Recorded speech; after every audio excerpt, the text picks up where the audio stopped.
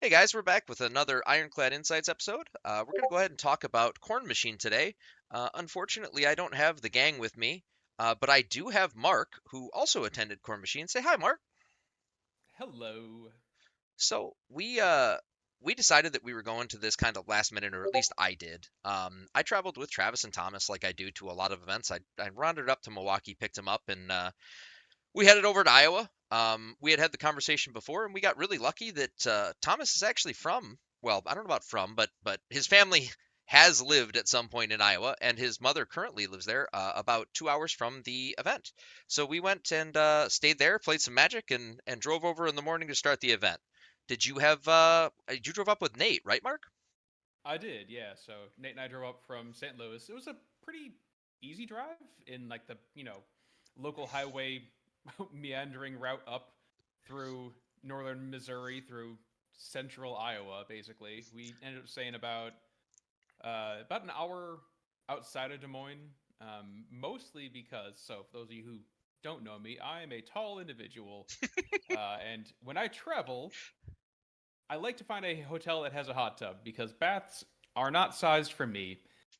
I found a hotel that was on the way, both there and back to St. Louis, and yeah, we stayed there. Unfortunately, the first night that we checked in, there was a group of about 10 high school girls in that hot tub, and I was like, I'm not here to be on a list, actually, so that will not be my evening tonight.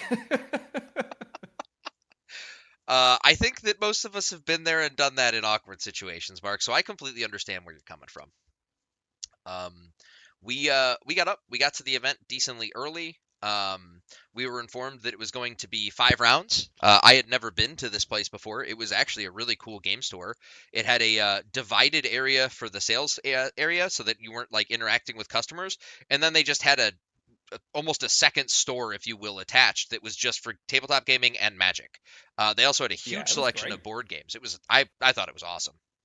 Yeah, like that whole like the board game library that they had was fantastic. Like it's a great idea just to have it because we're all nerds and when we play games we are louder than we should be.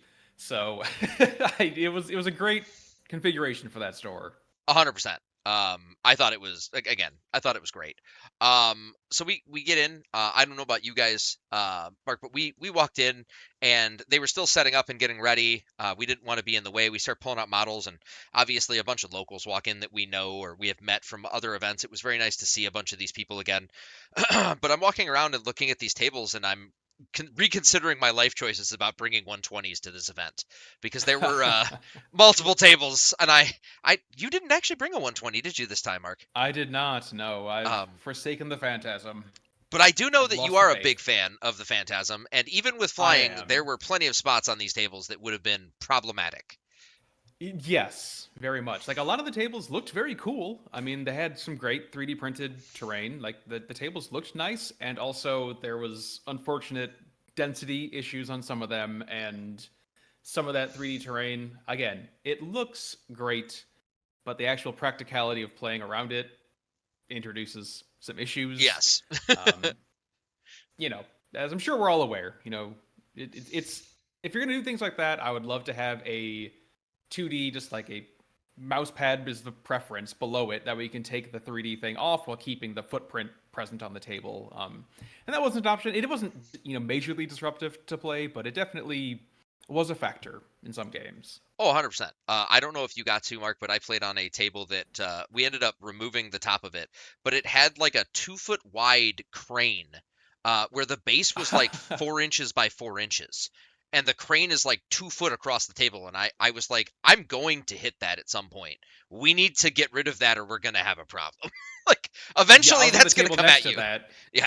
Yeah, and I saw it in between the tables. I'm like, what is this? Why is this here? And the TO was like, oh, it's actually terrain piece on like that goes on top of that stand. And I'm like, I understand why this is not on the table. Actually, it was again looked great, but Oh, it was practicality incredible. was not. Yeah, Um, Ryan, all I can imagine mhm. is when you flung the Negra 3 at people, Oh my but with the God. crane. That was Marcus. That was actually Marcus. So, Mark, I don't know if you've heard this. I'll give the viewers or the listeners, not the viewers. Haha. You don't want to see our ugly faces. Well, Mark's pretty, but No, Hey, Mark and I are gorgeous, you are gorgeous, it's true. Thomas. Um, I was and playing. I I was playing Marcus at an event, and I was wearing long sleeves. Marcus is one of the Chicago locals, who is a wonderful human being.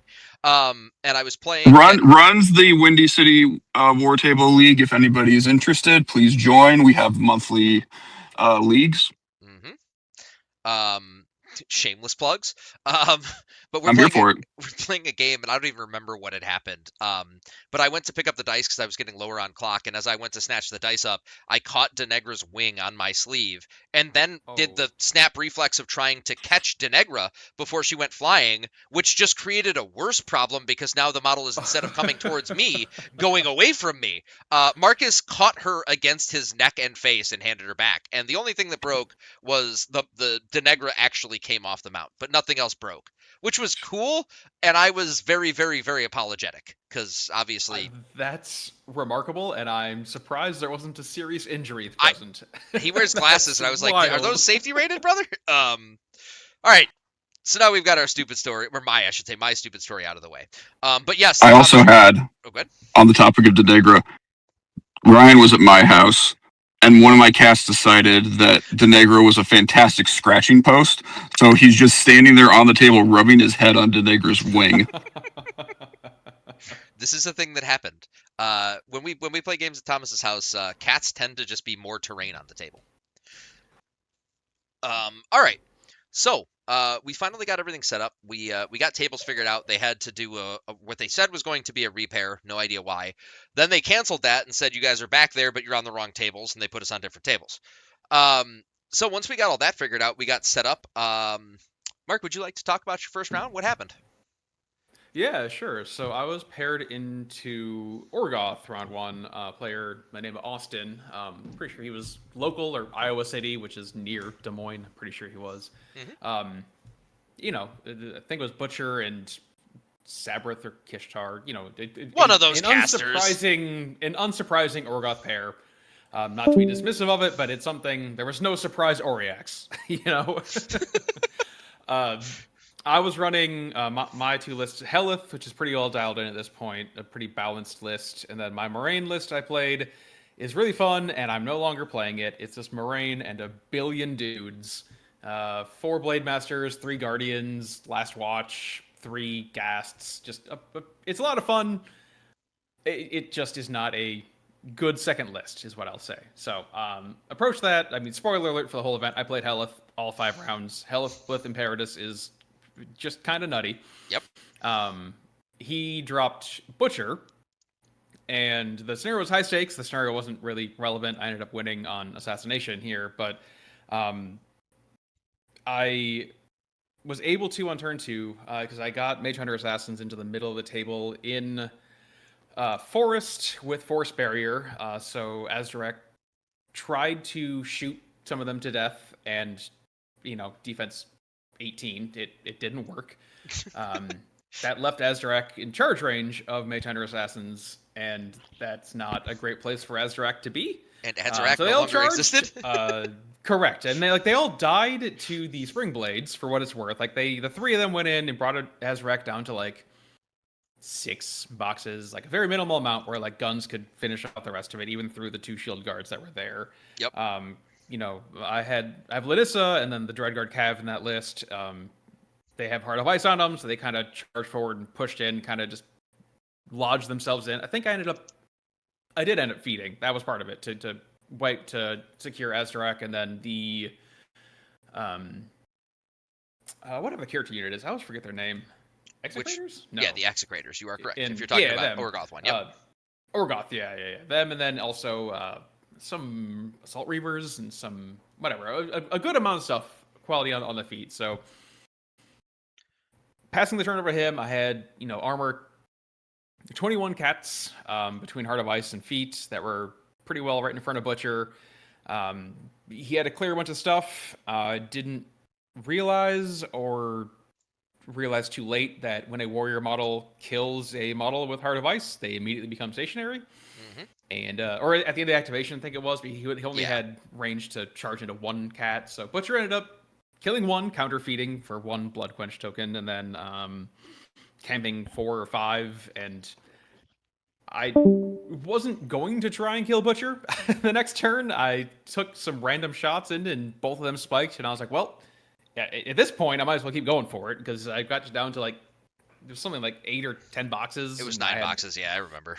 Yeah, like 6 more quality attacks after that. I'm like, okay, cool, then I'll just go for this, and just picked up at that point. But great opponent, great guy. I mean, it was really fun. It was, yeah, you should not have gone for a boosted 12 or 13 or wherever he needed to initiate the peace trade with Azrak, and just Yeah. yeah. I can attest to your opponent being a wonderful person, because he obviously missed some things there and was not very pleased with himself, but was still a really polite, nice human being that was still playing the game, which I can't say Yes. for everybody that does. There are plenty of people out there that struggle with that.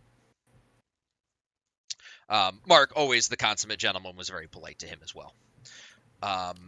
So jumping over to me, I walked up to the table and got to play into Necrofactorum, which, as an Infernals player, I generally look at this as like a slam dunk. I'm very excited to see this. Obviously, I won't say that to my opponents, but it's something that I get excited when I see. I was less so excited when I walked up and saw the pairing that he was running, which was Kythos with a Deathjack, which was very strange. And then even more strange was that he was running Mortnebra with a Deathjack and 3 Malefactors. And I was like, okay. I full assumed in my brain that I was going to get Mortnebra, because Kythos feat just doesn't do anything into Infernals. And I'm going to give you the theme of the weekend here. My opponent at the beginning of the game said I walked through models and tried to help him as best I could, like I do with everybody, but went ahead and said that, I have not really played Infernals since Mark III, and even then it was only a couple games. One of those, you get to the table and they say, what does Agathon do again? And you're like, well, No, he was I know how this game's very gonna familiar go. with Agathon, actually. Oh, He was, good, because I okay. guess the guy he played against played a lot of Agathon. And Gotcha. he did go ahead and put the evil on them, like Ricky Bobby, so to speak. That he said, I'm just gonna get my caster killed, don't worry about it, at the beginning of the game. Spoiler alert. So on turn 2, we had just positioned on turn 1.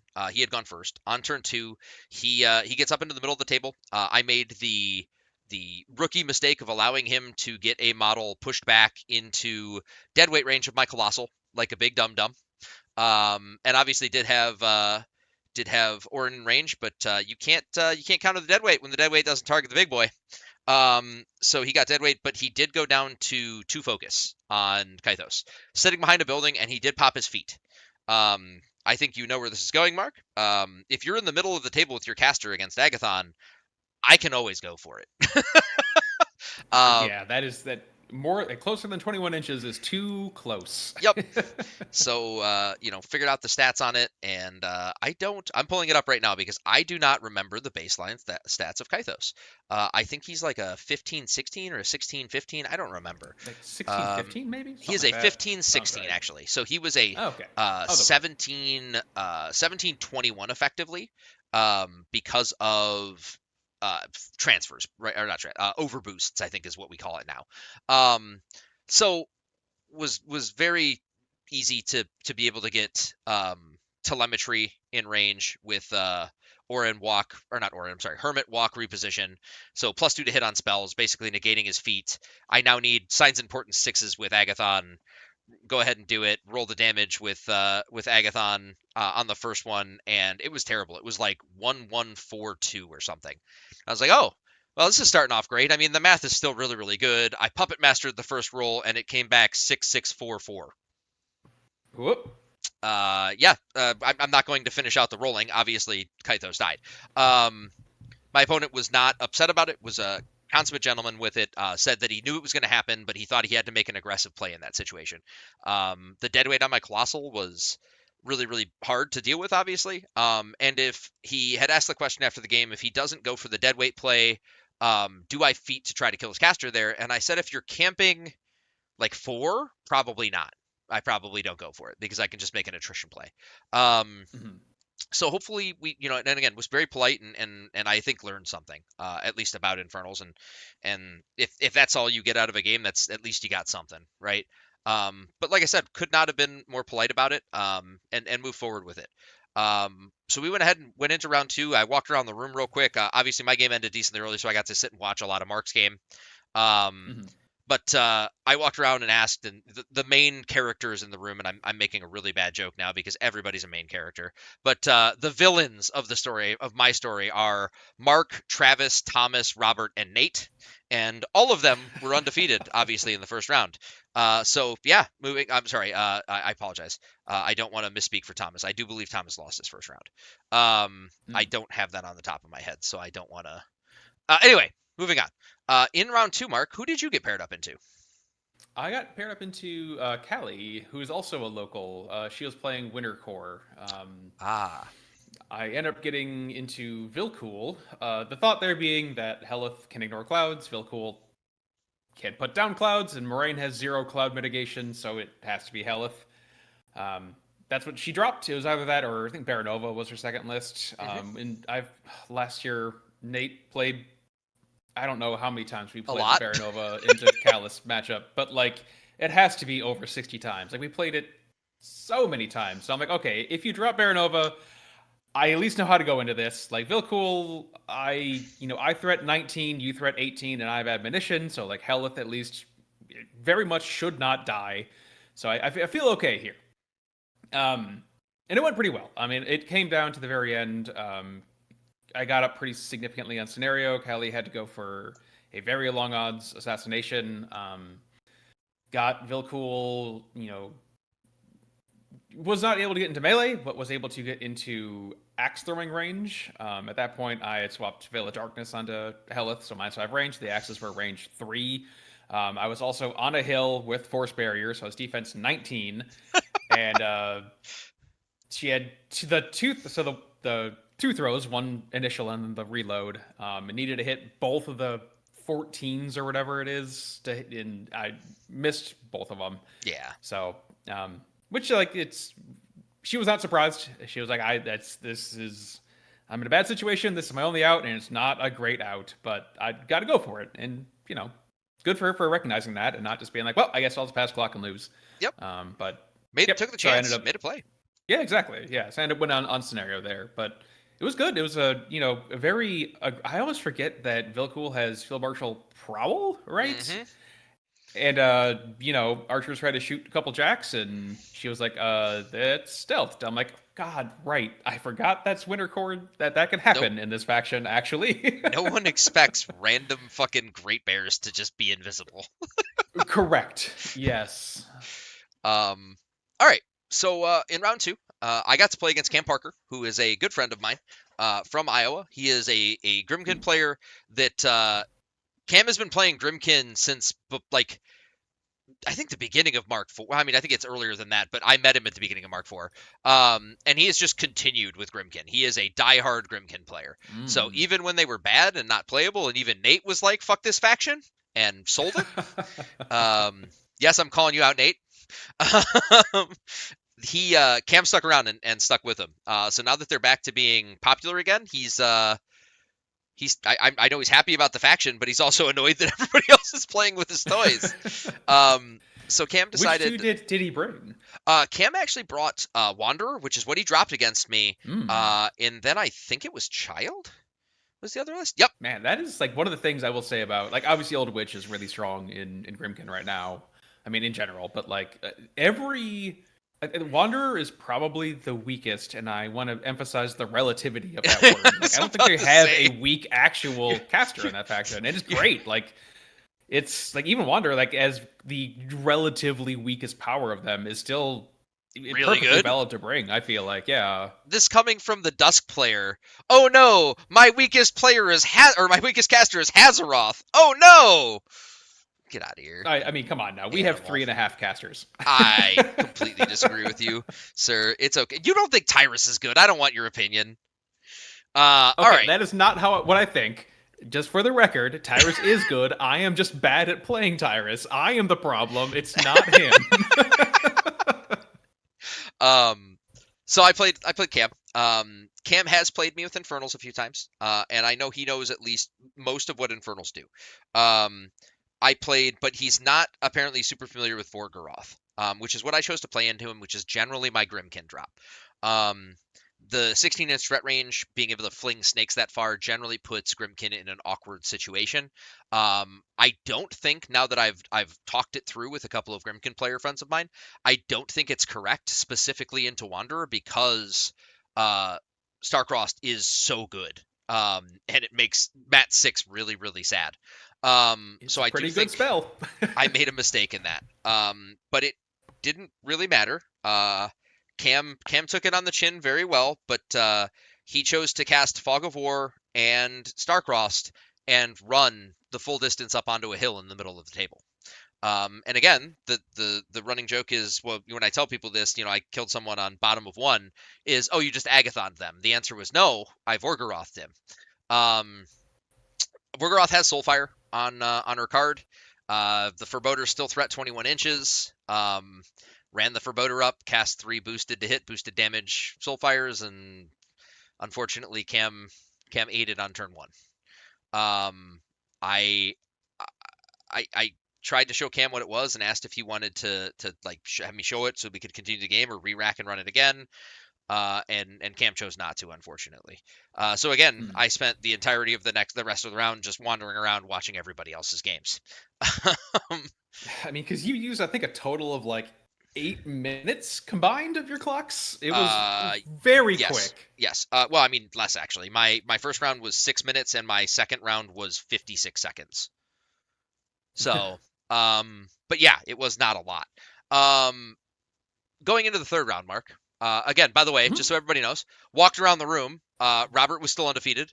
Nate was still undefeated. You were still undefeated, and Travis was still undefeated. I was like, all right, well, the chances of me playing one of you guys is substantially increasing with every second. Yes. Yeah, so third round, actually, Nate and I ended up getting paired, which is, honestly, usually we get paired second round, so I was happy to get pushed back to the third round. And like he and I played a lot, knowing that this day was going to be a 5-round event. My first 2 rounds did not go to time, but there was not really enough time to like go out and get food. Like the previous night, we had gone to Walmart just to grab some, substantive snacks just to like bring over to tide us through the day. And Nate was in charge of grabbing the snack bag, and Nate forgot the snack bag. So I made sure he knew his mistake. We're just calling people out now. I called him out earlier. You're calling him out now. Nate's catching strays right now. No, like it. Honestly, like we got to the top. I went first in this scenario, and like he dropped King of Nothing. I dropped Helith. He went down to 0 camp on King in order to get an Ashes to Ashes into a 40 unit of Mage Hunter Assassins, and I hate the King so much, but I was like, okay, well, King on a 0 camp, even on a hill, is really killable. Like, there was only 1 shield guard in range. There were 2 models in front, Baron Tunglik, and then Lord Longfellow, I think was the other one. So, like, I've got enough AoE blast damage that I can, like, splash into you. I can do enough here to, like, get this done. It's risky as all hell, but also, if this doesn't work, Nate, there's worse people to lose to at this event. I'm fine. Either way we go and actually get to have a meaningful lunch. To tell you how terrible this plan was, step 1 is Helith throwing out 2 magic bullets, and then she feats and runs to the very middle of the table. If this fails, Helith is 1000% dead from, take your pick of any number of things. The first actual critical dice roll requires Nate to pass a tough check on a Dreadrot so I can Magic Bullet into King, which he does pass, and the Magic Bullet at straight dice, because POW 12, effectively 14 from feet, does like 9 damage or something, spikes really high. What I was able to get, this is the terrible part of it, like what I was actually able to get into King was 2... so the Magic Bullet from the 1 sniper team off that Dreadrot, 2 archers. One needed to get blast damage onto King. The other one could target directly. And then Imperatus, if he hits both of you, he goes into retribution mode and gets his 2-inch advances from the little non-damaging guns. He can get both of the main main guns onto King. But to hit both those 2-inch placement guns, he needs to roll first a 10 and then a 6. So I boost the 10, hit that one. That was Isaiah in cover, I think it was. And then the other one was just into a Clockatrice, I think it was. And I missed that one. But I needed to keep the focus to be able to like boost both blast damage rolls into King. So can't get Imperatus onto him. So now it's just 2 archers that need to get the job done. First one walks forward, shoots Baron Tonguelick, who's not in, shield guard range of anything. So hit him, blow that frog up, get blast damage on a King, get King down to. It does a very low amount, enough that like it's still feasible but not great. And then the final archer needed to miss the 7 because this is the last shot. So if I hit, he just shield guards, and then nothing happens. So I need to miss that 7, and then need to roll the 7 on the blast damage to kill. And I hit both of them. Well, I missed the first 7 intentionally. Like, that's what I wanted. I do miss that, and then I do roll the 7 to kill King. And Nate's like, well, I guess we get lunch either way. So I have since tried to do the odds. I feel like 5% is an adventurous high estimate for how likely that run ended up being. But probably, yeah. It was a lot of fun. And like I said, Nate's a great guy. I love him. I'm like, if I'm gonna lose to anyone, I'm happy for it to be you. And it ended up not being the case. I ended up coming through against many odds. In round 3, I got to play he from, I think it was Nebraska. Was a troll player, and so I have some bad matchups with Infernals. None of them worse than Firequill. When we do grids and things, I just write no on Firequill. There is no color assignment. It's just no. It's not fun. I can win the game, but it's not good. So yeah, he walked over and he's got fire. Susceptible to gun lines? No. It's specifically that gun line, and the reason it's that gun line is the Marauders are incredibly dangerous, and usually I see Marauders on the table, and I'm like, I'm just going to remove these trivially, except for the fact that for some reason the Quartermasters have blast resistance granted to the unit. Yep, got it. Yep, that'll do it. I like bashing my face into walls. So yeah, instead of just being easy to remove, they're really hard for me to remove and require like Hellfires to do so, which sucks. Or boosting damage rolls on Hellmouth, which again sucks. The King is just at that edge of the range with Agathon feet and shots that like, can you kill it? Sure, but you got to get some decent dice, or you have to have an extra debuff applied, meaning a Desolator Spray or Hermit, which are, if you're playing against a good Firequill player, hard. Anyway, so when he walks up to the table and has Firequill and Thorga, I'm sitting there thinking, okay, well, this has been a fun event, but we're probably not winning this one, but I'm going to stay confident and try to do my best. Eth did not understand, like, another one of those that came up and was like, I'm not super familiar with Infernals, and dropped Thorga. Every other Trollcaster is a very good matchup for me. Not anything close to as bad as Firequill. So we had a very nice game. I walked through what all of my models did with him. On turn 2, he was camping 2 and left me a line to Thorga down the line of the house. It was about an inch wide, basically, that I could easily get spells onto her. She absolutely had cover, and she definitely had 2 transfers, but she was in charge and spray distance of a Desolator, and she was in walk and telemetry range of Hermit. So Agathon's going to be Arcane Attack 11 with Pouse 16 spells going into, I don't remember, I think she is a 16-15 if I remember right, but I'm going to pull it up because I don't remember exactly what her defensive stats are. She is a 15-16. So behind cover, she would have been a 19-16. And didn't feat, I assume? Did not feat on this turn. There was no need to feat other than if you knew you were going to get assassinated. Just stay alive. Yeah. So 11s on 19, I need Signs and Portents 8s, which are a really good thing, especially when you have 4 rerolls for it. And then POW 16s means dice damage, and I get 4 of them. So it would have been a very easy kill. So rather than doing that, because he had not played a lot of Infernals, at the end of his turn, I showed him what it was going to be. I did it on my clock, but I showed him what it was going to be. That it would probably die, and I asked him, slide your Lakabash brothers over to the house, and he did so. We proceeded to play the game out. We made it to turn 6. It was a decently high scoring affair. He played decently clean, but very passively with his heavies. And I think it ended up, yeah, I have it right here. It ended up 15-12 on turn 6, 75 army points for me, 64 for him. I give him all the credit in the world for not knowing what Infernals do. He played really, really well. Peace traded decently, and stayed in the game and stayed happy about it, which is awesome. The only other thing in that round that I am going to point out is that I had said that people were going to have to play each other eventually that mattered. Not that other people don't matter. That sounds, God, I'm just being terrible with words today, Mark. I'm so sorry. Everybody matters, and I love all you guys. I'm sorry. Playing against WTC-esque players is more of what I'm going to say now, which I had listed before were Thomas, Rob, Nate, Travis, and Mark. Jesus Christ, you're in the damn call with me. Mark obviously played Nate, and Travis got Robert. So the locals ended up getting each other. And then there were 3, obviously. So I won. I believe Travis beat Robert in this round, and you beat Nate. So going into round 4, there are 3 of the people that I'm worried about, if you will. I'm sorry, 2 people and me that I am worried about at this point. So I assumed that obviously in this round, there's a really strong possibility going into round 4 that I'm going to get Mark or I'm going to get Travis. Somehow, some way, this did not happen. Surprise, you got neither. I got neither of them. Mark, would you like to talk about your round 4?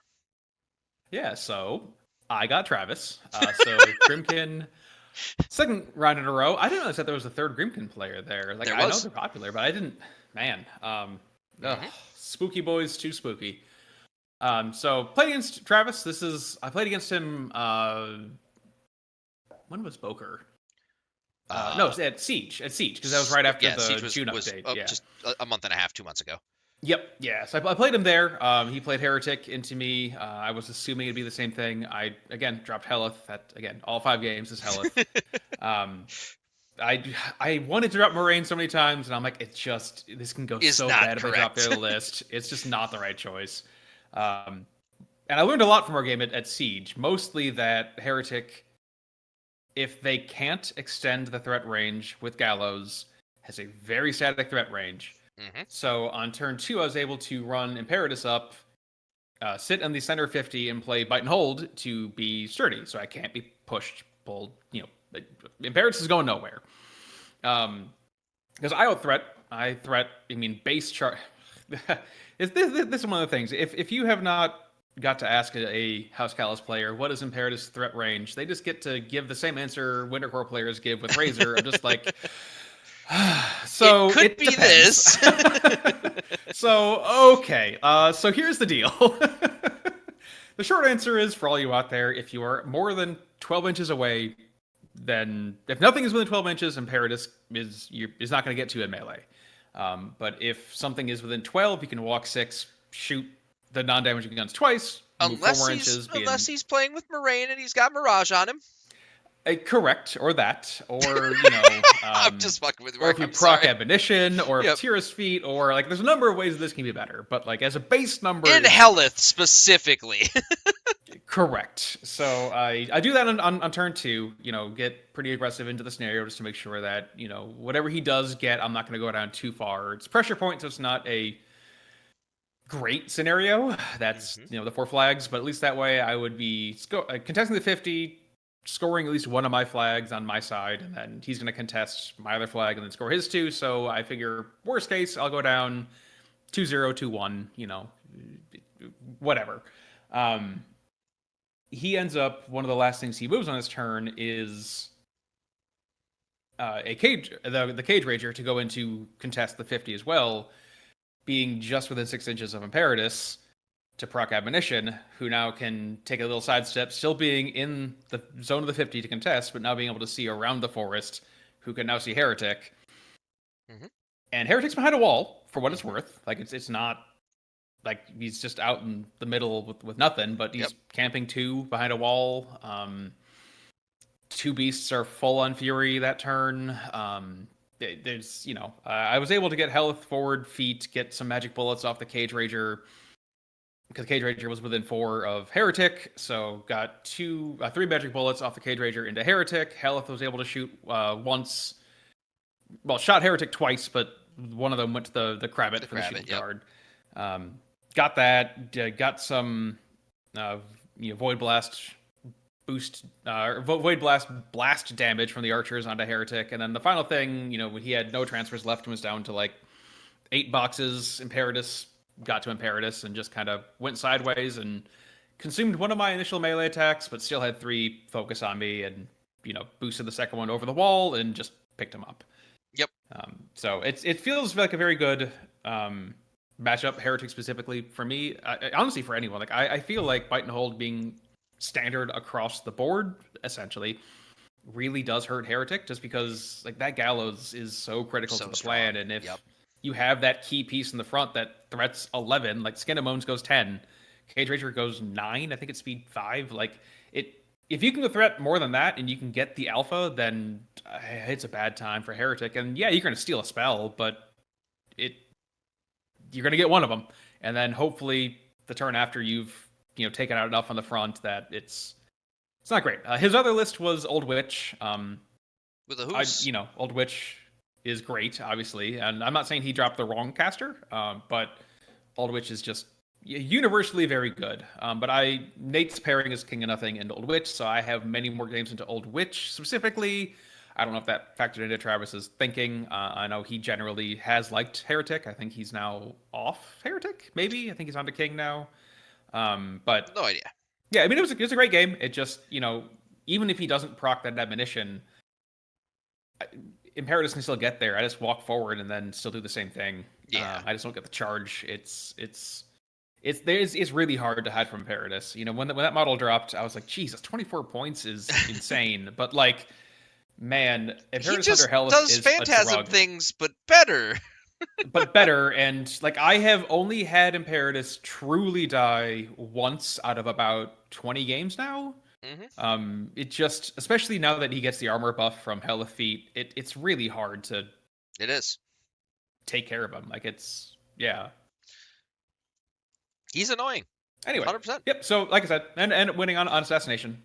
So what we're learning from Mark from this event apparently is that if you want to kill Grimkin casters as Dusk, you just start throwing Archer blast damage shots at them. Apparently, is what we're learning. They're pretty good under Hell of Feet. Turns out Blast Pow 10 is pretty all right. Turns out Blast Pow 10.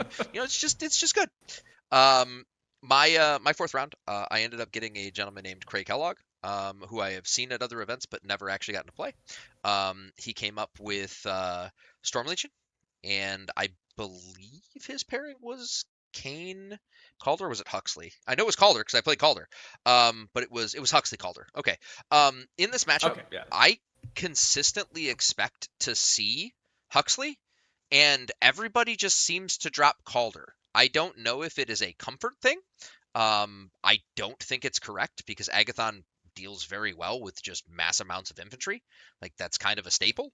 The feat's kind of irrelevant for you. Like plus 2 defense, 100%. sure, but when you're Arcane 9, who cares? Yeah, I mean, for my other models, it's definitely okay, but you have to get decently far forward to do it with her. Spoiler alert. And when you do, she just dies. Spoiler alert. Anyway, so I when I played against Cray, he chose to take a side. We were playing Pressure Point. I'm sorry, he did not want to. I apologize. He did not want to let me go first. Which makes perfect sense because you shouldn't let an Agathon go first unless the scenario indicates that you absolutely should go second, like Wolves at Our Heels or Trench. On Pressure Point, I do think that second player has an advantage, but not as big of one. I also think Pressure Point is a mess scenario. It's not bad, but it's not great either. Anyway, looking I like it more than High Stakes, honestly. Like, neither are great, but I prefer it. High Stakes is such a non-scenario. I disagree. You just have to play for the 50. But anyway, we'll talk about that later. Yeah, carry on. Anyway, so we get into the game. He decides that he's going to go first. He gets decently aggressive, especially with the Black 13th. I had to choose a side that had a building right in the middle of the table, right outside of my deployment, which I hate because it forces me to pick a side with my Colossal, especially going second where he wants to play right where that building is. Makes it a little more difficult than I want it to be, so I have to pick a side for him to go down. And the scenario dictated that I had to take this side, otherwise the flags were just very advantageous for the other player.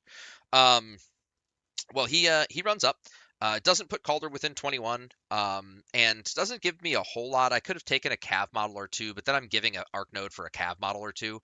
But on the left-hand side, there's another building, and I was able to run the Arc Node up to be just within 8 of the front Black 13th member, and with the ability when I applied tether to it to tether it back over the building because it flies, and put it just behind. And I proxied this out and showed him we agreed, and then run Linda up to be the summon sacrifice, place a cloud there, and block the line of sight to the model.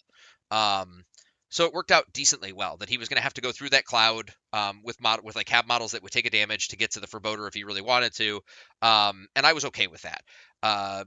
Run the Arc Node forward, give myself my spell bots with Agathon, apply the tether where I need it to, cast the Hellmouth. It turns out that the Black 13th really don't like blast damage, especially at 5 boxes. I also think that that's silly that those models have 5 boxes. They should be 8. But once you hit, it's dice damage. I don't ignore concealment, so their base 15, I believe, go to 17. So I boosted the hit because why not? I still have the reroll from Puppet Master. Didn't need it.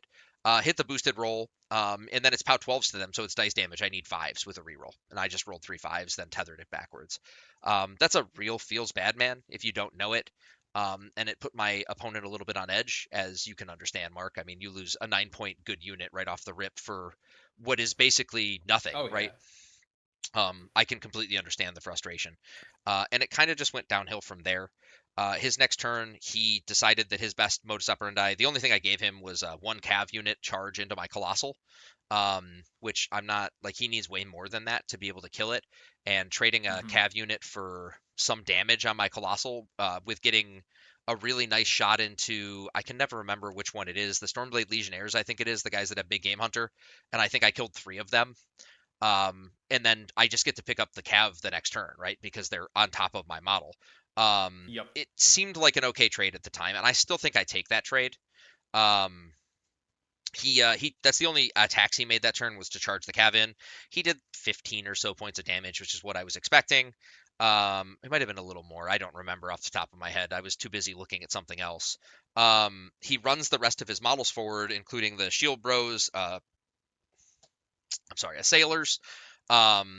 And then there's a forest that's probably like it's one of the weird little 3D printed ones that's like 3 inches by 3 inches, almost circular with a little bit of point sticking out, Mark.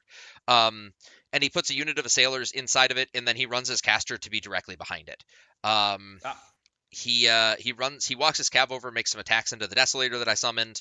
But I realized that I could very easily walk that Desolator out, and I thought be in line of sight very easily. We had a judge check it just to make sure before I did any of this, and they agreed it was in line of sight to Calder. Hermit was well within walk and repo distance to get her within the minus armor aura. So, like, I'm effectively going in at POW 18 spells. She's camping 4. Even with her feet up, which she had, I like the math on it. Another Infernal player friend of mine and I went through and did the math, and it's very, very, very good. Yeah, if you're still dice +1 prior to the overcharge, like, it was such importance. Like, it's She's a no. I'm prior, yeah. So it's almost a 17, right? Yeah, she's a 15-17. So she goes to a 17-17, effectively a 17-22 for the whole thing. And I'm gonna be effectively a 9-18 for damage, like 9 to hit, or 9 AAT, 18 damage for the damage roll. So again, like, the math is very, very good. The stupid thing that I did, and because I'd asked earlier in the game, and this was the point of contention with myself and my opponent, that became a problem, and I'm not going to go into that because it doesn't need to be said here. But there was a point of contention. I did not need to do, I will preface this by saying, like, the math works out just as well not doing the spray. I did not need to do the spray. And the spray was a really dumb decision because the model is a Rat 5. She is a 17, meaning I need 12s. I did have two baseline rerolls at it because I gave Puppet Master to the model, and I had a reroll from Orin, obviously, in range. But yeah, I went for the spray. I walked in, I cleared him up because he had one cab model engaging him. It was very easy to clear it up with the unit of howlers. Walked the desolator out, made the spray, missed, rolled like a 9. Again, I'm just going to say missed. I don't remember exactly what I rolled. Did the Yeah. reroll off Puppet Master, missed. Did the reroll off Orin, missed. There was a time in there for a trigger for her to dodge. He had mentioned that she had dodge and even said to me earlier in the game that when I missed that he was going to make a dodge. I did not remember this. I would not have made these sprays had I known that he had dodge. Yeah. I continued through my turn because I was already at 38 minutes and it's turn 2 and I'm going into an assassination run. And if this fails, and she or dodges or does whatever, I give up on the assassination. We play attrition because he jammed me, right? And I haven't committed anything at this point. I haven't even run a forebodar. I've committed Hermit and the spray guy. That's all I've done. Which is not a huge commitment. So if he had remembered the dodge trigger, he could have walked away, and I probably would just give up on the assassination run and move on with my turn and curse myself for it. I continued to roll the next to hit. I missed. I rerolled it with Orin. I hit the fifth or sixth roll at this, which by the way, Infernals is dumb because I get that many rerolls. Travis is going to hate me when he listens to this video. I'm sorry, Travis. Anyway, I hit it. He's already got the -2 armor on him from Hermit. Boost the damage roll because I have it, and I end up rolling like an 11, and it's POW 14 because of the minus armor, right? So dice off 3. He overboosts obviously to only take 2, but it's a really good start for me, right? Because now he's on 15. I run the forebodar forward. I get it into the position. I activate Eilish, get him into position for a free summon and extra rerolls from Hermit, or not from Hermit, from Orin when if I need them from what's her name from Regna. Um, Activate my caster, do the 3 or 4 models to get him out of the way. Activate my caster, move into the kill box, get everything set up, do the first Hellfire. Boosting to hit no, I did not boost to hit. I'm sorry, I needed 8. I hit with Signs of Importance, obviously, for my feats. I pick up the dice to do the boosted damage roll, and when I pick the dice up, he says, "Oh, you went too fast. I missed the dodge trigger." Um, Hmm. so at that point, I always try to be accommodating my opponents. Mark, you've played me enough times to know that I always try to give the benefit of the doubt. Very much. I don't Very intentionally much. miss triggers for people, especially not in a game that doesn't matter. And I don't do it ever, right? I don't want to make it sound like that, but like it's a IGQ that I'm more than qualified for. I'm never trying to cheat, but even less so in these situations, right? I just want to make very known to everyone how like it doesn't matter. These are events that don't, and again, it doesn't matter if I'm playing in WTC or Mark on a Tuesday at his house, right? If you're gonna cheat, I've said this a lot of times to a lot of people. If you're gonna cheat in a tabletop game, you deserve to win because I don't care to play you because it doesn't matter to me. Hmm. And that's always I been mean, my yeah, like mentality. a So testament to you, Ryan. Like the first game that we played in Milwaukee earlier this year against Agathon, that was my first game into Agathon, and like I walked forward, like what you did your round 2, where like you were like, hey, scoot the Lakabash Bros over because otherwise you're yeah, dead. Like you did the same thing to me, and I was like, oh, like you could have easily just been like, top of 2, I'm just gonna kill Seraphel. Like, good game, we're done, and been like, hey, like. Just I know you don't know this, so let me just tell you and inform you. And that was an IGQ as well. Like, again, not that it's earlier in the season, so points you're matter, good, but like but still, like again, you didn't it's need to do that. yeah, And it's like, just I just want to yeah. emphasize, right? I mean, and I appreciate that, Mark. But my opponent was very adamant that I had intentionally skipped over, intentionally going fast to skip over his trigger and activated other models. I offered for him at the moment to call the judge and come over to try to resolve the issue, and Mm, he elected to not do that. So I continued with rolling the damage. He was agitated, as hmm you are when you feel that you've been cheated, um, and continued to win the game with 2 Hellfires. Tried to talk to him after the game. He had zero interest in talking to me and made some inflammatory statements that I just decided I'm going to move on with my life. So hmm packed up the models and went and watched other people's games. Um, Cray, if you listen to this, I don't try to cheat, bud. I'm very sorry. It wasn't intentional. I forgot you had the dodge trigger. If you had reminded me, even like after that activation had happened, I was like moving the next model. I would have allowed you to do it. Because it would, but at that point, I could not feasibly go backwards enough with models to replace them to not completely alter the game. Yeah. And Um, like the unfortunate truth of it all is like no one is responsible for knowing your model's rules more than you. And like I'm 100%. not trying to put that on that guy, but like it's not on me as the opponent to know what triggers you have, and like if I know them, I'm going to offer them. Like I know Yep. if you've got a unit of soulless guardians behind something, and I'm shooting you, like shield guard. You want a shield guard? It's Yep. just let's just save time here. 100%. But like it's Yeah. Again, had then the easy one for me is had I remembered, I obviously would have just not done the sprays, right? Like there's no reason to be going for boosted right, 12s there, especially when the exactly. dice are already in my favor. I was just trying to see how good I could make it, right?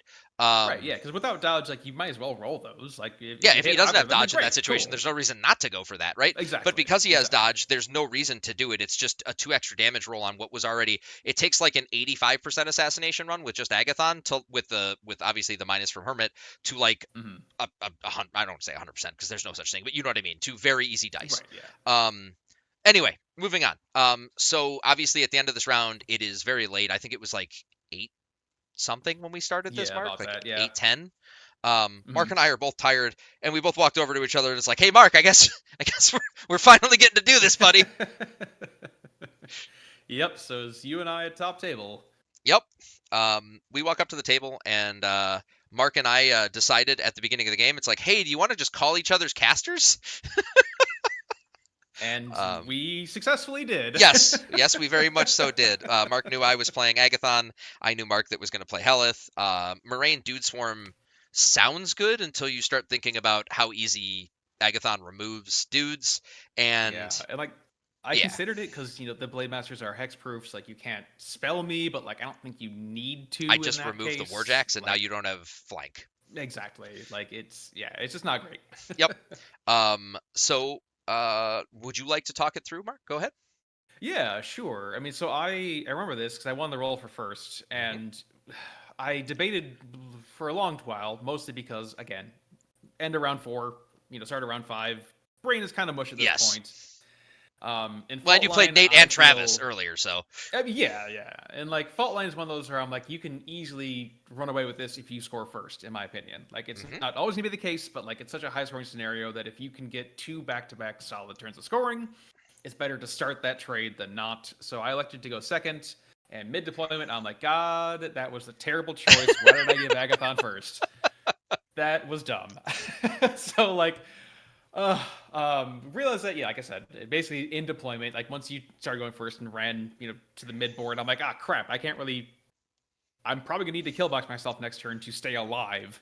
Um, and actually, in this game, even I ended up putting a model of sniper team like 1.9 inches in front of we'll get to that. Helith. Hang on, just go through your. Yeah. So Anyway, sorry. on my first turn, I'll go through it real quick. On my first turn, I did Yes. your Yeah. typical things. There was a forest, a decent sized forest in the middle of the table. I ran a forebodar up to be kind of behind that forest, where I didn't think that he could feasibly get any shots or anything to it. And it was threat projecting basically the table, like he said. There was very little space that he could put his caster on that table that was in a somewhat relevant position that was not within 21 inches of a forebodar. Um, I then just positioned to score and contest for the next turn. I had howlers on my right flank to go for his 40s. I also had I believe the no, the Dark Sentinels were on the opposite side. I think that was the only thing I ran the Mhm. summon over there eventually. That's what it was. And Valen Hawk Yes. was over Yeah. there. Yep. But it wasn't. I didn't super commit to his side because mine was way easier to defend because of the positioning. So I chose to kind of just play my 40s and the 50s on the middle and just trickle models into his 40s was my intent. How did your first turn go, Mhm. Mark? First turn, throughout my upkeeps, I even said when Helith started, like, okay, you have Hellmouth, like I will not put anything within 2 of Helith because otherwise she will just randomly die. And then did that, He activated a lot of other things, and the last thing I activated was a sniper team and ran it into a trench. And like as soon as I went to pass turn, you're like, hey, that's not more than 2. And I was like, oh crap. And you're like, just nudge it. It's fine. Otherwise, you're just dead. Like we can roll it out real quick, but like you're just gonna be dead. I'm like, I absolutely will be dead. You are correct. no, hang on. I have to say this because the interaction was so much more funny than this. Ugh. So Mark gets to the end of his turn and he says, "I'm going to pause and pass to you." And I said, "Wait," and Mark went, "Fuck." Just a flat, just fuck. Like knew something was wrong, and you looked down and you were like, "That sniper team's within 2 inches of Helith," and I was like, "Yes, it Yep. is."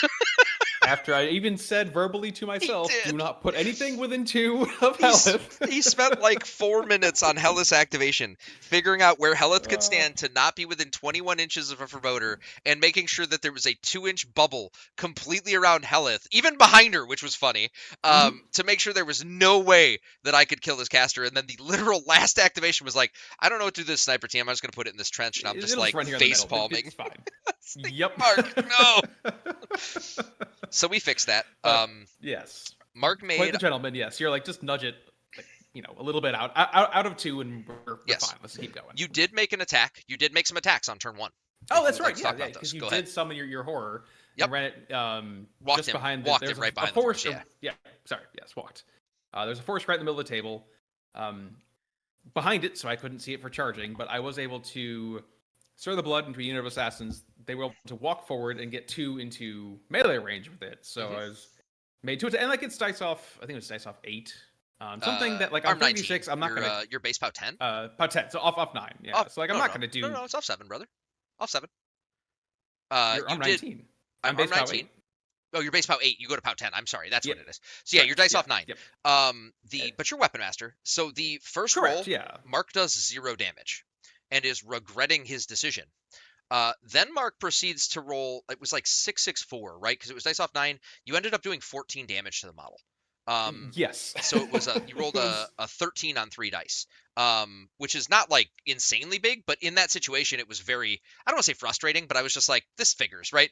He should Like, probably of do course. like 6, 10, 10-ish, maybe 10 at the high end, right, of averages. And he's just like 0 on the first one. I'm like, all right, I'm getting away with nothing on this. And then he's like 14. I'm like, oh, you The motherfucker. lowest of lows and highest of highs. Yeah, and like the whole goal is like I just wanted to be engaged. Like that's really all I Yep. want to do. And if I can do some chip damage, then great. But otherwise, I've got blast resistant assassins in the forest engaging. Like Yep. they can still easily die, but like they're pretty well secured. Like it's if they die, it still needs to require some meaningful resource to kill them. So Yep. I'll just go for this. But yeah, and then So- into your turn 2. So on my turn 2, Mark and I talked, and I rolled it out just to show it that it was decently easy, because that's just my brain. I want to make sure I do these things. We didn't move any models, and I did do it on my clock, which came back to bite me a little bit later. I was very confident in my clock management, and then later in the game, it got real bad. But because Mark seems to push me to the end of the game every time. So on turn 2, Mark had engaged my Desolator. I had filled it up before moving it with Orin and the boys, so it was maxed. And he had moved his cats up forward to be out of threat ranges, but gave me an interesting spot to land with the Desolator in the forest that gave me a spray onto 2 of the cats through one of the Assassins. assassins. I think it was, right? Yeah. That gave me the line into the assassins. So used him, boosted to hit a melee into one of the original assassin that I was engaged with, or of the 2. I had to walk over to the one that had placed to get the line, but because of their 3-inch melee, I was able to do it. So I have to spray a model I'm in combat with. So I did not boost to hit the assassin on the first spray, because that makes sense, right? I don't want to hit it. I needed you're a what? I have pistol, so I'm a 5, you're a 15, I think, or a 14. 16 with force barrier. 16 with force barrier. I forgot. Yep. I knew, because I needed box scars base. I need an 11 to hit you, and I rolled a 10, which was like almost sad, because I don't want to hit that model, because I need to hit the other 2 with spray. I boosted to hit both the cats, and of course I missed one. So I do the second spray. I boost to hit the second cat, and I boosted to hit the what's it called? I'm sorry, I did not boost to hit the assassin, because we talked about it. And you had force barrier. There made no sense. So I didn't do that. You talked me out of it. Thank you, Mark. You're a wonderful man. But I hit both the cats, and I didn't do very much damage. I think I did 2 damage to one of them, and then the other one did nothing. But I applied Wither, which was what I was really looking for. Then I boosted to hit the assassin I was engaged with one of my melee attacks. It hit. It just dies. So I've gotten rid of an assassin, and I've put Wither up onto the cats, which is what I was really trying to do. I walked my Arc Node over, and because I'm stupid, I threw a Hellmouth first into the kitty cats, because I was trying to pull in some other random stuff, and it was a mistake. I should have just done Hellfires, but I did it anyway and did very little damage. Then decided to throw the Hellfire, killed and removed a cat. Did a Hellfire from Regna, killed and removed a cat. I wasn't super worried about decel, because Mark was very far back. And then I used the CRA from the other, from the Grievers to remove the third cat. So I ended up getting all 3 cats dead this turn. I got your other 2 assassins. I don't remember what I used, but I know I got the assassins dead. Do you remember? I don't remember. Oh, it was what's his name? Orin, Midwinter, through the random blast damage spell that he has, Right. Annihilator, Yes. Yep. to get them dead. And then recovered his souls because when they die and you die to the spell, he kills them, or he gets his souls back. So, and then the only other thing that happened that was important was I positioned my sentinels so that they were scoring both of the 40s on my side, or in position to score both the 40s on my side, and I ran marked position very well to not allow me to even run my howlers to place and engage him, which was incredibly well done. So I ended up having to just run them to be annoying, basically. They just ran to be contesting both objective markers on his side, with Valen behind them. Yep. I think that was pretty much the whole. And then I positioned the other Forebodar to make sure it stayed behind the trees so that Helith could never be comfortable. Correct. Yes. Yeah. And yeah, like it was great. Like that howler play, I looked, I'm like, okay, cool. Like I probably don't feat this turn, but if I do, I can pick that up. I can probably pick up 1 or 2 of the stolas behind. Helith hopefully doesn't die. Like everything's always on the table, but I can be out of 21. So like, I feel like there's a safe enough play here that I'm not going to get the sweet feet turn of like feeding on the Guardian and picking it up and doing. We talked about it, right, Mark? And this is something I want to make a point of to people in these games, because I've tried to make this point to a bunch of people. In games, you have to understand that at a certain point, your feat starts to, in those situations, your feat starts to lose value because you don't have models left, right? For say Agathon's feat never really loses value because I mean if I lose all my foreboders and other summons, right, maybe it loses value at that point, but it doesn't lose value because the threat of it is really strong. Your feat is strong, even the threat of it is strong, but the less models you have to participate in the feat, the less good it is, right? Exactly. And so Mark and I talked about really... it just yeah it made sense to go for. And I saw your plan of like trickling in onto my 40s. Like with Helith, I can't go wide enough to really meaningfully get into yours, which was another mistake of my deployment. Like the cats were deployed on that towards your 40, just like to threat that, and I should have just given it up and just concentrated on the 50s and my 40s and just done that. But anyway, but yeah, so like losing those, like having the cats dead, having another unit of assassins gone, like the volume of attacks was dwindling, and it was only going to get worse next turn. And I had an opportunity to pretty securely secure my 40s, and hopefully it's either my 50 or both the 50s. I couldn't remember. It was just your 50, but you could contest my 50. Yes. Yeah. Yep. So I do that. The archer unit that was currently on my 40s that the horrors ran, or that horrors, the howlers ran to just shy of engage. Despite asking like 5 times, you have an Umbral Guardian. Yes, 8 places within 3 inches, right? You're like, yes. Despite asking that 3 times, they sacked to aim about 2 inches away from the howlers. Yep. One of them shot, and then you're like, I am going to do the thing you asked me about 10 times and place the Umbral Guardian, and now it's engaging all of your archers. And I'm like, right, that thing. But also out of 1 inch melee of all of them, so they just have to shoot me in combat? Yep, that's terrible. So I got the 1 shot. I did an empowered shot. I did some small amount of boxes. No, you did 4 damage. You half healthed him. Okay. Yep. Okay. But the rest of the unit just got to sit there and do nothing, really, which really hurts when you only have like 6 work bottles after that. Yep. But from there, I think sniper team, sacked to aim and picked off the rest of the Guardian. Yeah. Other unit of archers picked off the rest of the howlers. Yep. Imperative. Well, no. Hold up. Don't gloss over that. The second unit of archers used the howlers to pick up the rest of the howlers. True. Deathly domination. It's true. It's delightful. I love it. It was very well done from you, Mark, because I don't think the shots just get it done, but the Deathly Dominion shots absolutely get it done. Exactly. So the goal there was to waterfall. The first one did an empowered shot, because on average dice, I leave you on like 1 or 2. Which you left me on 1. From there...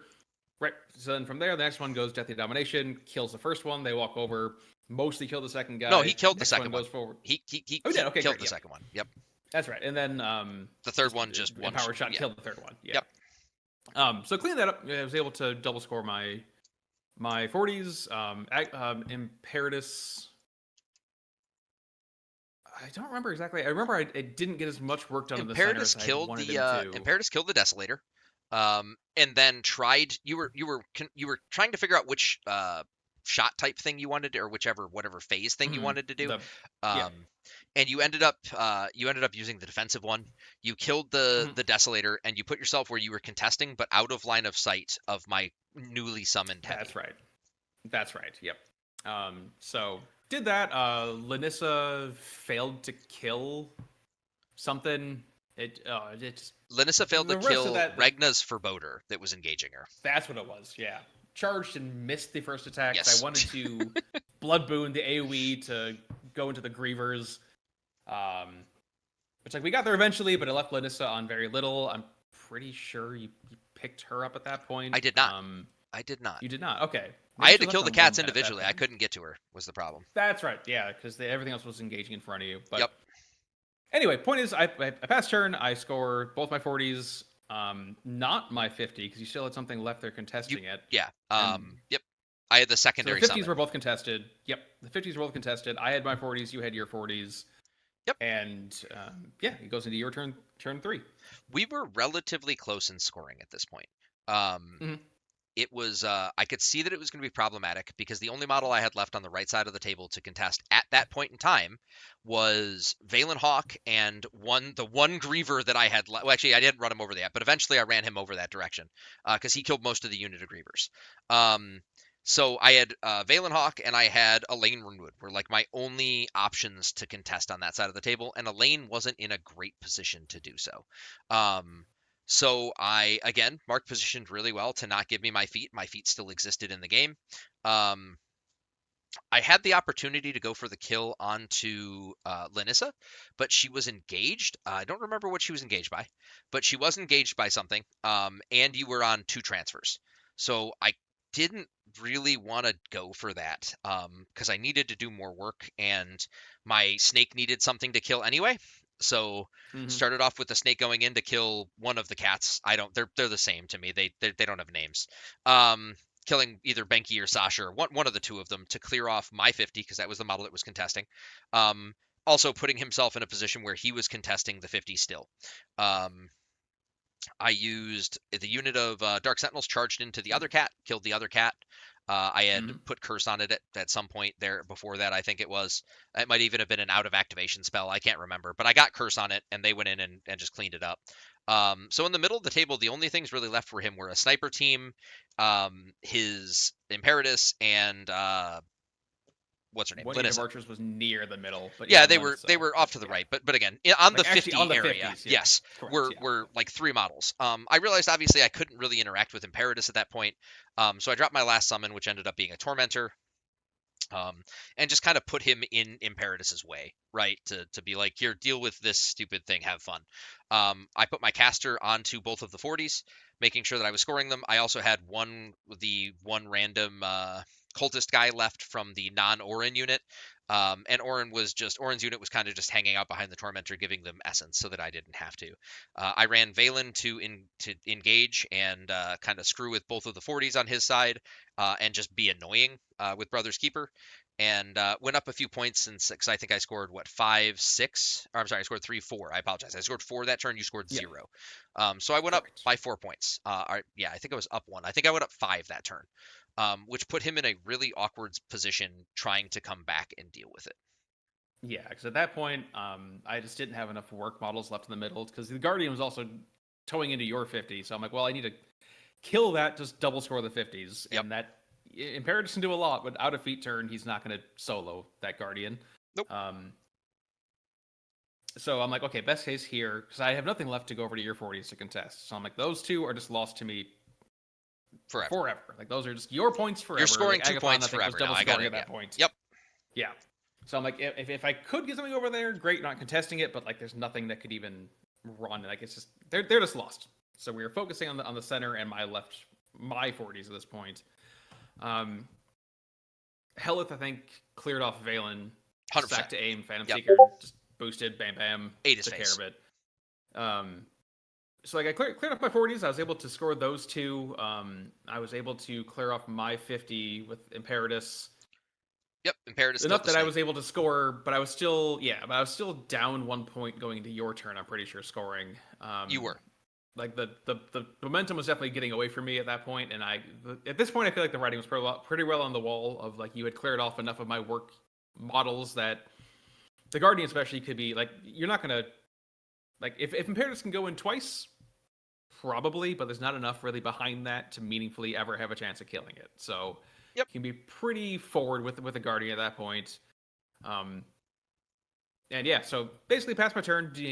Clear off my 40s, both of them. Clear off my 50s. Score that. Score the 1, 2, 3, 4. 4 You to scored 4. your. I scored 2. I ended up being up Yep. 2 at the end of this turn. Yep. Yep. No, you stopped me from scoring one of my 40s, I think, because you ran Lanissa. Oh no, did you? It must have No, been there was even. nothing It left must of have been it. even because I was only up 2 at this point. But either Okay. way, again, guys, this is a couple weeks old. I'm sorry. I was up 2 at this point. At the end of his turn. My next turn was pretty easy for me. I did the good old play of I gave Mark the option. I can either kill your Imperatus and you can revive him in contest range, or you can revive him back by your caster and let me score both 50s. Mark chose to revive him, scoring both 50, or revive him back by his caster. Which I think is Mhm. the correct play because otherwise he's just gone, right? I just eat him. I mean, and Um, also like when he does Phoenix Protocol, he's inconsequential that turn, so oh, yeah, staying so he there doesn't wouldn't even have done contest. me It didn't anything make. either. Well, and he would Yeah. have just died, right? Because the Tormentor's still I got mean, to go. yes, that Um, too. so I got him off of the 250s. I put the Tormentor in range to score. I killed Lanissa very, very easily with my caster. Um, the right hand side of the table I didn't really have anything to do with, so he was going to score 2 at the end of that turn. But I felt very confident in my ability to score 5, which is what ended up happening. I went up 5 points. I think at this point it was 15 to uh, it 8 was or 15 9 to no, probably. I think it was 15 to 9. I think, yeah, 15 to 9. Yeah. Um, Yep. and then I'm just going to sum it up. The last turn for Mark was very easy. Of just he went in to contest the 2 middle objectives back with what's his name, with Imperatus. Imperatus. You killed the Tormentor with him. That I had put it forward because I didn't really care. I was contesting with my Colossal on both. You were contesting both with Imperatus. You had nothing left to get over to my 40s, and you cleared off your 40s so that you scored 2, I scored 2, and the game ended 17 to 11. Yep. Um, Yep. Because at that that point, I needed Imperatus to solo your Guardian and kill another model, I think, at that point. So I'm like, he had okay, to well, kill, this is yeah, just done. We're going he for had to kill kill the points now. Tormentor. So, The Tormentor had like 16 boxes left, and then he had to go into the Colossal that had like 50 boxes left, and you were just like, I don't see this happening with buffs, let alone like regular. yeah. And you didn't even have the high damage Phoenix proto, whatever the protocol was, I don't think, Mhm. available. But anyway, the thing that isn't told in that storyline is the way that we both described that was that I seemed to be in control of that game the entire time.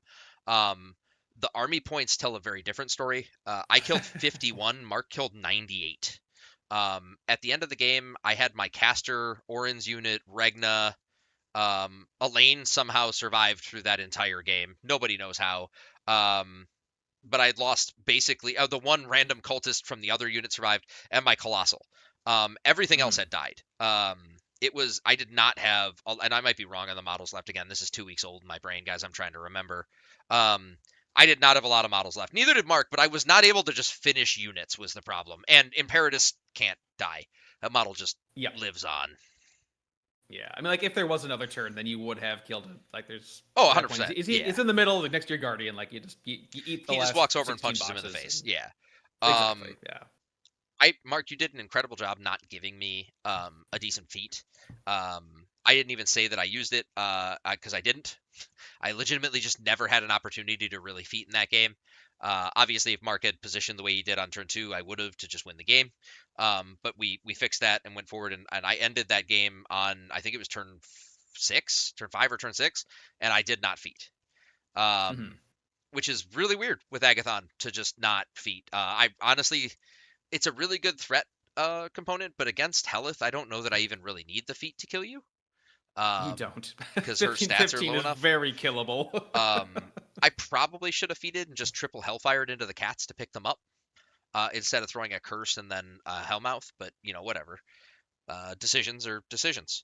Um, I feel decently comfortable into the matchup. I don't mind playing Helith because she kind of has to hide in a corner. Yeah, like Helith, it's you have to be very, very safe at all times, and not in a way that I like.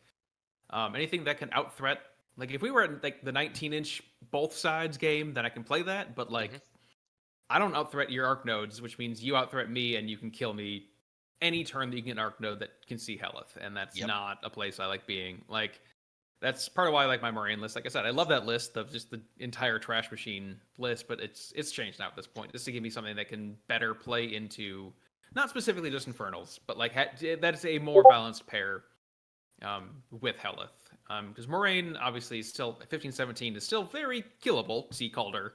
But at the very least, Fog of War, True Sight does not ignore concealment, so I get that. There's things that I can try to do, but Yeah. it's not like she's invulnerable, but like she is less immediately killable, which is kind of what I need. Mark, if your faction only had a caster that just had a spell negation if ability I on his card. if every look, man, if every Tyrus game I've ever played didn't feel like I was playing somebody else's list, I've tried. I will fully admit every single time I am the problem. It's me. Just it. So you understand It never feels right. the discrepancy here, guys. I think Tyrus is the strongest caster in that faction and was the reason that I played Dusk last year. And I think that with the rack changing, I don't want to say he got better, but I don't think he got worse with the spells that he gained after the rack went away. And because the rack went away for other people, I think that he did inherently get better. And it's not just Mhm. Mark. There's a few Dusk players I know that are like just not playing Tyrus, and it's very confusing to me.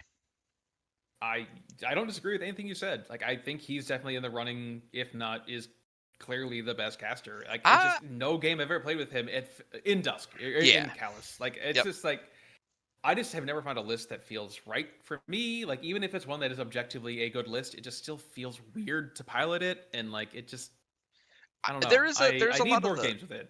there's a lot of that will they won't they with the feet, right, Mark, where it's like Hmm. you use it and you're expecting this huge return, and like you get a decent return but it's not as big as you wanted and you lose a bunch of stuff and you're like, was it even worth feeding there? I mean, at least that's how I felt playing him back in the day. So Yeah, yeah, that's fair. And like I think part of it as well is that Imperatus and Lanissa with Helith feels fine, doable. hmm Once you need to also take an arc node, because that's what the last several games with Tears has been. Has been with Imperatus and with Lanissa to like Chiller available for that accuracy buff. But once you also need to start spending points on at least one arc node, it just feels way too cohort heavy and not great.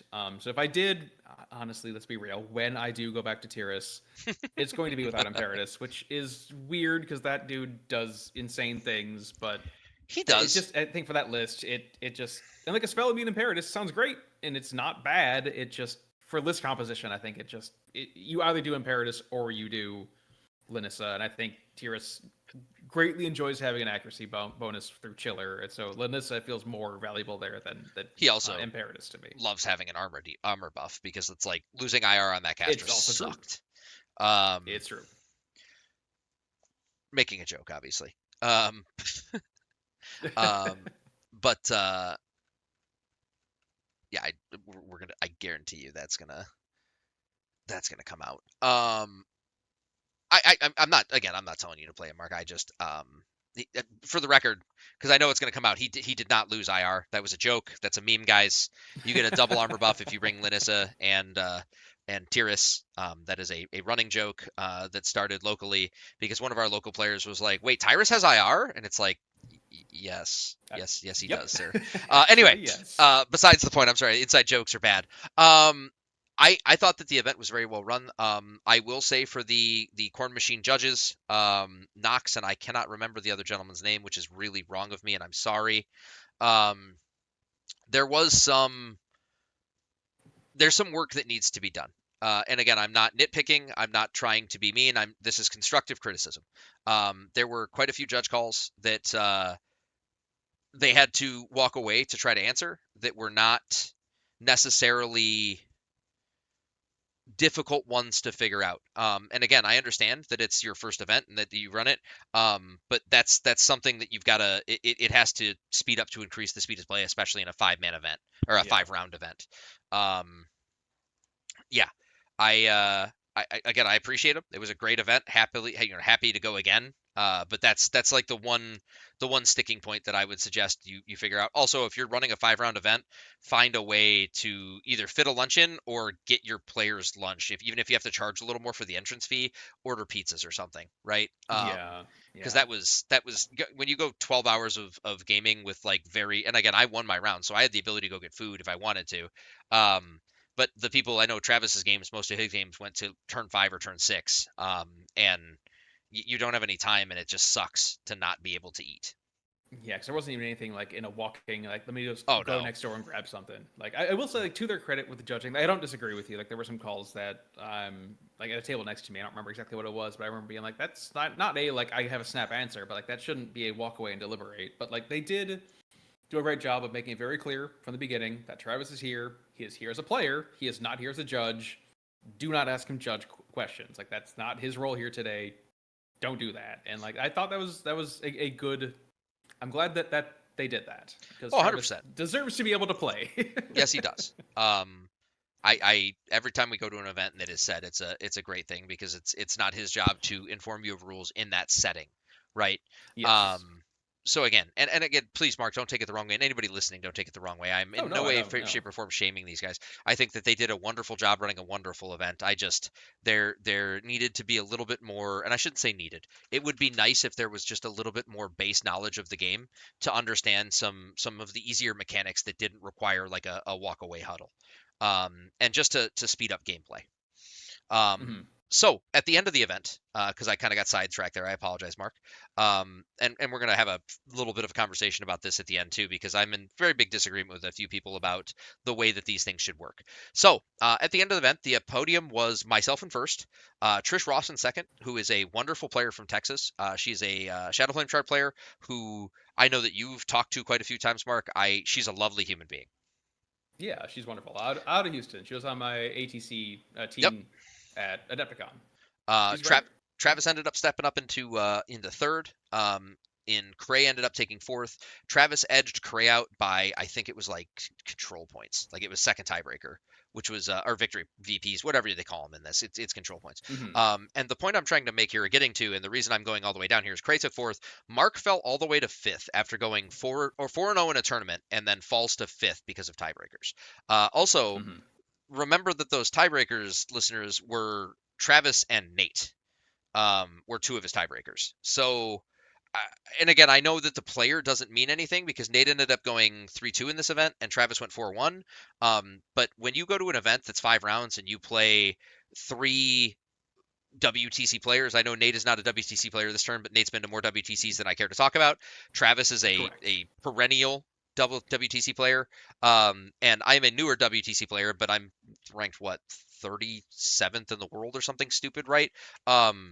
When you play that level of player most rounds, right, and to make the finals at 4-0 and then fall all the way to fifth, which is effectively not podium, is something that frustrates me. And I've had Hmm. this discussion with Travis and a few other people about that top table shouldn't mean anything and that it should always be strength of schedule because we're playing a Swiss environment. And if you do top tables, it negates that.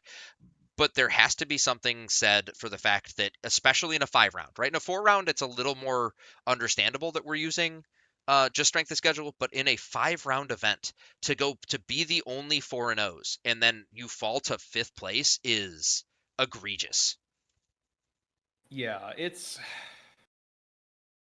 I agree. Is what I'll say. Like I'm not like especially like mad about it. But it is something that should I have won that game, I would have gotten first. But I Yeah. didn't. Like I'm not. I do agree that when it comes to tiebreakers, like strength of schedule is a terrible tiebreaker, and it's also the best one available. Like Yep. every other option is empirically just not as fair or as good as strength of schedule. And also, I do believe, like you said, Ryan, like especially at a 5 round top table cut for first, second, and then strength of schedule tiebreaker from there is how I believe it should go. Like if two players enter that last round, either one potentially, I mean, vying for first, like either one of you could end up first. One of you will be first. You should be playing for first and second. Yep. I Well, understand the arguments against it, but that's just where I personally land on it. the frustrating thing for me is if you flip the game, right, and you win that game, Mark, you take second or you take first and I take second. Because I ended Mm. up with a strength schedule of 16. If you win, I think I end up with a strength schedule 17, right? Because I get one more win out of it, which would Yep. be the highest at the event. So I'm obviously going to be in second place. So I get it, and this was explained to me that it works out so that most of the time that person's going to finish top three, but it doesn't always happen. And this is the third event that I've been to recently as an IGQ, where the person that made the final table has fallen out of the top three, and because of the way the IGQ points work, you're losing. And I know it doesn't. You're a bad example here because you're qualified. I'm qualified, right? But I'm talking about But like that still. person that randomly goes, right? That you've got a local that goes to an IGQ that wants to go to lock and load and qualify for IG, and but they can only go to 3 IGQs, and they're doing decently well. They make it to the final table, and then they take fifth. So instead of getting and I'm just throwing out random numbers, I'm not actually quoting numbers here, guys. I'm just throwing out random Mm. numbers. So instead of getting first or second like they should have, going 4-0 in this event, and then eventually losing to the person that won, and getting 25 points, or in second place like 19 points, you're getting in that fifth place spot like you did, Mark, you're getting Like 8 9, right? I mean, or whatever. which is Yeah. I'm just throwing numbers out, right? This is Yeah. just Yeah. so like you're losing half of the points that you could have gained. And again, to people that go to every IGQ and do decently well at them, it doesn't matter as much, right? But for those people that I've talked to that only get to go to a couple of them and they end up losing those, if you do that 3 times, right? And again, that's a really awkward situation to say you're going to do it 3 times, but you get my idea, right? If that happens to you more than once and you end up losing 10 points twice, you only really need 25 points to qualify. So if that happens to you twice and you get, shot down lower, and especially at smaller events, you're now not making the IG, even though you made it to the final table multiple times. And again, before it comes in the comment section, all you got to do is win. I know, I understand, right? I get it that if you just win, none of this stuff matters. But and again, I'm not one of those people that's going to say this needs to change. I get it. It's a flawed system. There is no good way to do it. No matter how you set it Mm. up, right? It's bad. I think that in a bigger tournament like this, the easier way to do it is, and it's been explained to me. I'm not going to say by who, but I'll explain it in a second. I would like a cut to top eight as soon as you have 8 undefeateds, or even 7 undefeateds, and the highest tiebreaker. And I get it, we're back to tiebreakers again, but at least in that situation, it's more a little more fair in my mind. But a cut to top eight when that happens. Apparently, one of the biggest issues with this is that Longshanks doesn't have a way to just redivide the same event you're at, so you effectively have to create a new event, which then ruins Mm. the rest of the event for the other players that aren't in the top eight. So the people outside of that don't get to get placed, and it makes it so that none of those people can climb in. So even if, let's say, Mark, you were X and one and you just missed the cut to top eight, you now can never get into the top eight, even though one or two X and ones made it into the top eight.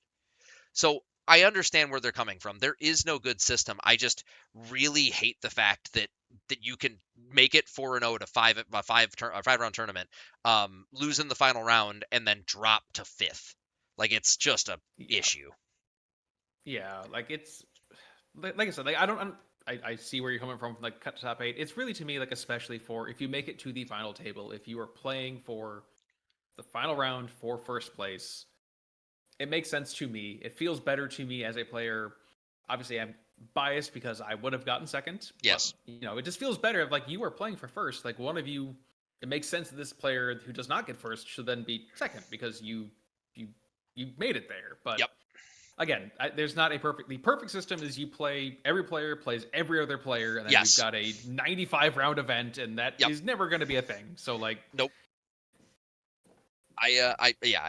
There's no perfect. Again, I'm gonna keep saying it, right? There's no perfect way to do it. I just would like it to be better because this is like the third time this year that this has happened to either me or someone I know, and it never stops being frustrating. And again, we're playing with fucking miniatures on a table, right? Like in the scheme of things, this doesn't matter, but it does feel disheartening in the moment when you're just like, I just played my heart out, played 5 rounds of solid Warmachine, lost a very close game at the end, and then now I'm fifth. Like yeah. it's just, and not only that, but you are fifth behind a person that you beat. Like, That part is the part that I particularly take umbrage with, but yep. Um. Anyway, I got sidetracked again. I apologize, Mark. So we did the podium. Trish, myself, and Travis got to take a wonderful picture. It's very late at this point. It's about 10 o'clock at night, which is a very long event for people. Mark gave up talking about Warmachine and was just like reminiscing about his soak in the hot tub, and then made the point like Mm. very dejectedly to say, unfortunately, it closes at 9 or 10 o'clock, and he wouldn't Yep. be able to do it until the morning. So I said, Mark, I'm perfectly understand that. I'm sorry, that sucks. I demand a photo of the hot tub the next morning, and Mark did oblige me. I did. Um, I made sure to go down right at 8 a.m. when that pool opened up and got my hot tub soak. so the event was fun. They gave us the jokes kept rolling in because the trophy. I'll try to put a edit into the video here, but YouTube has been really weird with us adding pictures to these and getting copyright striked. Um, it's a 3D printed corn cob, mostly unshucked. Um, on a like a trophy base basically, and literally the first four people that saw the picture were like, "Oh, thank God it's got a flared base." Literally everyone Yes. made that joke. Uh, It's yeah. the one thing I will, well, not the one thing, there was a lot of things to say about that tournament, but the really cool part for me at that tournament was the prize support was they packed up a couple of the tables for the terrain that they had painted, which was really awesome, the 3D printed stuff. Um, I think Trish unfortunately had to give it to someone else because she was flying back. Um, Mm-hmm. but the first place prize was my choice to choose one of the terrain boxes, or they had a fully painted and very well painted, I'll say, Kithgard starter box. So I now own a really well painted Kithgard starter, which made me very So happy. please stop playing Infernals then. Thank you. What? Okay, all right, we're gonna go on the 2 second ramble here just for you, Mark. Would you like to guess how many ranked games of Infernals there are right now and how many people are playing them? Because it's not very many. It's I was just gonna I'm say it holding is up the you. ship right now, okay? I know, I know. It's mostly a testament to you, like the caliber of player you are, Ryan. Well, It's just, no, it's man. they're a good faction. I appreciate you saying that. I mean, they are. It's Yes, a really yes, good but faction that other people have just. I mean, obviously the better players like Jill and Cody have taken a break from them, right? I don't think either of those guys thinks the faction is bad. It's just when you play 700 again, I'm exaggerating the number. When you play 700 games of Zadaroth, like, and then next year it's the next caster up basically is like, oh, Agathon's now the broken one. Do I really want to play 400 games of broken Agathon? And it turns I mean, out that's the only answer is like no. 20 minutes of Warmachine though, so Yeah, to be fair, Agathon games do tend to be faster than Zadaroth games as a whole. They also require way more fucking mental fortitude. Dear God, I feel like I'm sweating in games where I haven't even done anything and the air conditioning's on in the room. My brain is just.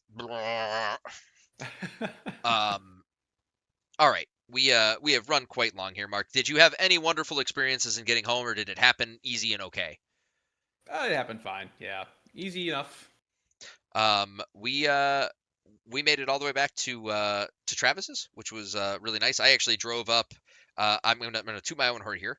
I went up out of my way, going almost the opposite direction to pick up my friends in Milwaukee, and then we drove over to Iowa, and then we did the reverse order on the way home. I took them back to Milwaukee and dropped them off, and then went home myself. And I could not have had a better weekend with my friends and you, obviously, Mark, and getting to see everybody. It was wonderful. Yeah, it was really great. I would happily attend that event again. It's always great seeing all of you and meet all of my opponents and everyone else I really talked to in that room. Were all, it was very pleasant. It was a very good time. Yep, I I enjoyed look it very forward to much. when they do it again next year, hopefully. I feel the exact same. All right, guys, we're gonna wrap it up here. Thank you for listening to another episode. Look forward to seeing you in the future. Good night.